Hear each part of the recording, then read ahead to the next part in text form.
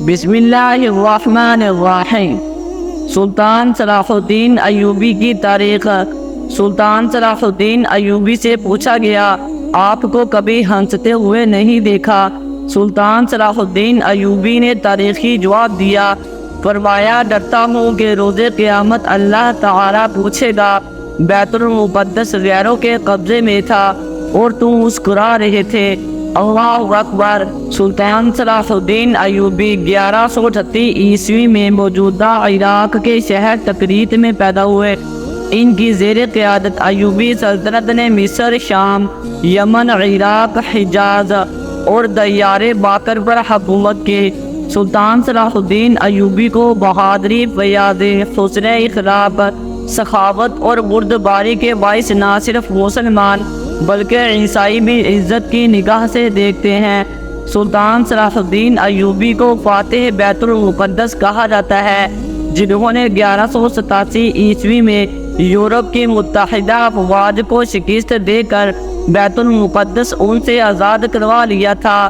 یہ تاریخ کا وہ منظر ہے جب جولائی 1187 عیسوی میں حطین کے میدان میں 7 صلیبی حکمرانوں کی متحدہ فوج کو جو مکہ اور مدینے پر قبضہ کرنے آئی تھی، ایوبی سپاہیوں نے عبرتناک شکست دے کر مکہ اور مدینہ کی جانب بری نظر سے دیکھنے کا انتقام لیا تھا، اور اب وہ حطین سے 25 میل دور اقرا پر حملہ آور تھا۔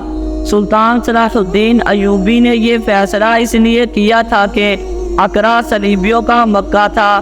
سلطان صلاح الدین ایوبی اسے تحقیق کر کے مسجد اقصی کی بے حرمتی کا انتقام لینا چاہتا تھا۔ بیت المقدس سے پہلے سلطان اقرا پر اس لیے بھی قبضہ چاہتا تھا کہ صلیبیوں کے حوصلے پست ہو جائیں اور وہ جلد ہتھیار ڈال دے۔ چنانچہ اس نے مضبوط دفاع کے باوجود اقرا پر حملہ کر دیا اور 8 جولائی 1187 عیسوی کو اقرا ایوبی افواج کے قبضے میں تھا۔ اس معرکے میں صلیبی انٹیلی جنس کا سربراہ ہرمن بھی گرفتار ہوا، جسے فرار ہوتے ہوئے ایک کمانڈر نے گرفتار کیا تھا۔ حطین کی فتح کے بعد سلطان صلاح الدین ایوبی نے بیت المقدس کی طرف رخ کیا۔ ایک ہفتہ تک خونریز جنگ کے بعد عیسائیوں نے ہتھیار ڈال دیے اور رحم کی درخواست کی۔ بیت المقدس پورے 91 سال بعد دوبارہ مسلمانوں کے قبضے میں آیا اور تمام فلسطین سے مسیحی حکومت کا خاتمہ ہو گیا۔ بیت المقدس کی فتح سلطان صلاح الدین ایوبی کا عظیم الشان کارنامہ تھا۔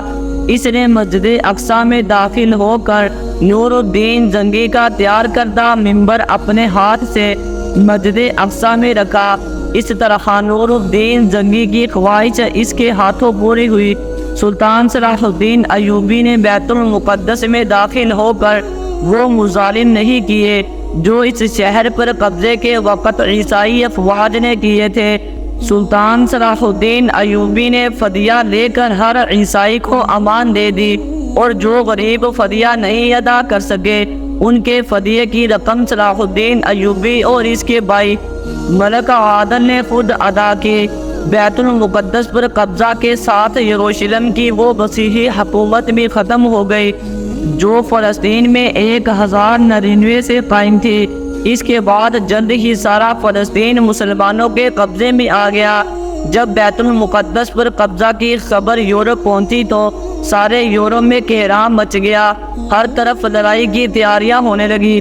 جرمنی، اٹلی، فرانس اور انگلستان سے فوجوں پر فوجیں فلسطین روانہ ہونے لگی۔ انگلستان کا بادشاہ رچرڈ، جو اپنی بہادری کی وجہ سے شیر دل مشہور تھا، اور فرانس کا بادشاہ فلپ اپنی فوجیں لے کر فلسطین پہنچے۔ یورپ کی اس متحدہ فوج کی تعداد 6 لاکھ تھی۔ یہ لشکر یورپ سے روانہ ہوا اور عکا کی بندرگاہ کا محاصرہ کر لیا۔ اگرچہ سلطان صلاح الدین ایوبی نے تنہا عکا کی حفاظت کے تمام انتظامات مکمل کر لیے تھے، لیکن صلیبیوں کو یورپ سے مسلسل کمک پہنچ رہی تھی۔ ایک معرکے میں 10,000 عیسائی قتل ہوئے، مگر صلیبیوں نے محاصرہ جاری رکھا۔ لیکن چونکہ کسی اور اسلامی ملک نے سلطان کی طرف دستے تعاون نہ بڑھایا، اس لیے صلیبی ناکہ بندی کی وجہ سے اہل شہر اور سلطان کا تعلق ٹوٹ گیا، اور سلطان باوجود پوری کوشش کے مسلمانوں کو کمک نہ پہنچا سکا۔ تنگ آ کر اہل شہر نے امان کے وعدہ پر شہر کو عیسائیوں کے حوالے کر دینے پر آمادگی ظاہر کی۔ فریقین کے درمیان معاہدہ طے ہوا، جس کے مطابق مسلمانوں نے 2 لاکھ اشرفیہ بطور تاوان جنگ ادا کرنے کا وعدہ کیا۔ صلیب اعظم 500 عیسائی قیدیوں کی واپسی کی شرائط طے کرتے ہوئے مسلمانوں نے ہتھیار ڈال دیے۔ مسلمانوں کو اجازت دے دی گئی وہ تمام مال و اسباب لے کر شہر سے نکل جائیں، لیکن ریچرڈ نے بدعہدی کی اور محصورین کو قتل کر دیا۔ عکا کے بعد صلیبیوں نے فلسطین کی بندرگاہ عسقلان کا رخ کیا۔ عسقلان پہنچنے تک عیسائیوں کا سلطان صلاح الدین ایوبی کے ساتھ 11-12 بار مقابلہ ہوا۔ سب سے اہم معرکہ ارسوف کا تھا۔ سلطان نے جواب مردی اور بہادری کی درخشندہ مثالیں پیش کی، لیکن چونکہ کسی بھی مسلمان حکومت بالخصوص خلیفہ بغداد کی طرف سے کوئی مدد نہ پہنچی، لہذا سلطان کو پسپائی اختیار کرنا پڑی۔ واپسی پر سلطان نے عسقلان کا شہر خود ہی تباہ کر دیا، اور جب صلیبی وہاں پہنچے تو انہیں اینٹوں کے ڈھیر کے سوا کچھ بھی حاصل نہ ہوا۔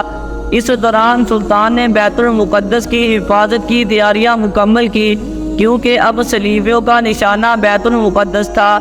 سلطان نے اپنے مختصر سی فوج کے ساتھ اس قدر عظیم لشکر کا بڑی جرأت اور حوصلہ سے مقابلہ کیا۔ جب فتح کی کوئی امید باقی نہ رہی تو صلیبیوں نے صلح کی درخواست کی۔ فریقین میں معاہدہ صلح ہوا، جس کی روح سے تیسری صلیبی جنگ کا خاتمہ ہوا۔ اس صلیبی جنگ میں سوائے عکا شہر کے عیسائیوں کو کچھ بھی حاصل نہ ہوا اور وہ ناکام واپس ہوئے۔